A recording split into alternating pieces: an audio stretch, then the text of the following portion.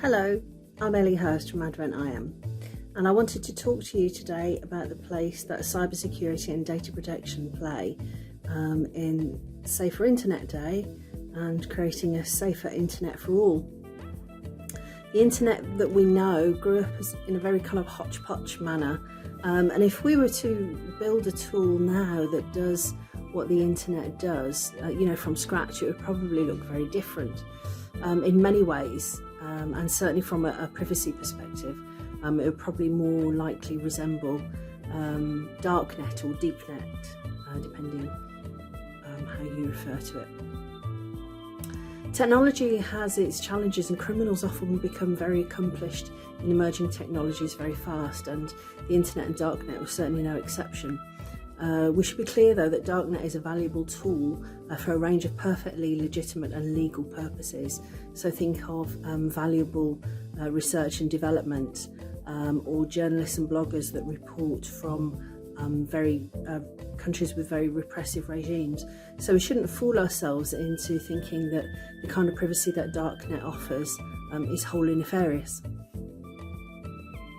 So looking at the place of security and data protection on Safer Internet Day is key, as many of the advances that have been made in technology have left users vulnerable and left their personal information at risk. That's partly to do with technology companies, it's partly to do with an understanding of the technology that people are using, and it's partly down to assumptions and attitudes. Last month on Data Protection Day, we encouraged everyone to become more familiar with their rights as data subjects. And of course this applies to all personal data and in all instances of data collection and processing. But today, on Safer Internet Day, I encourage you to protect your information online, whether you're at work or at home or anywhere in between. And I'm going to give you some tips. Don't click links in unexpected emails. Navigate to the platforms concerned using your usual method. So if you usually just type into your URL bar, go that way. If you use an application, go that way. But think twice about clicking links. Use websites that have the green padlock in the URL bar. If you're not sure what I mean, like this.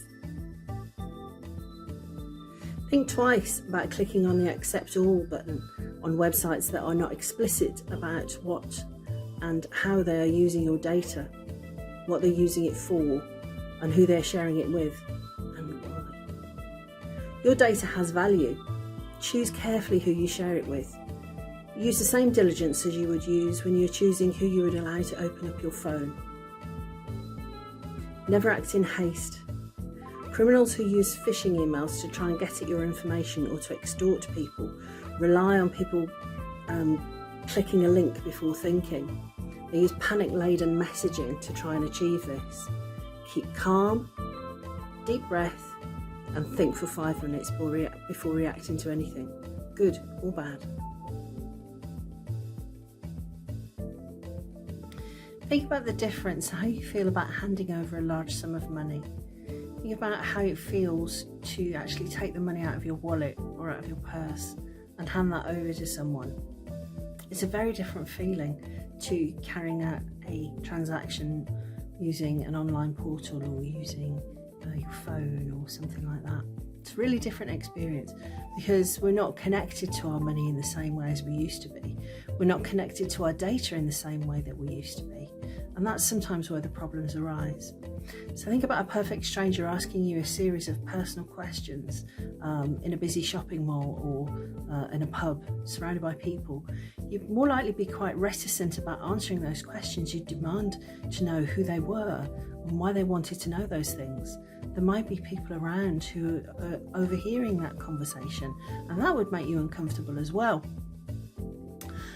Answering without a question, this is like clicking the accept all on the internet. If you visit a website and it asks you to accept all of the cookies without question, that's effectively what you're doing.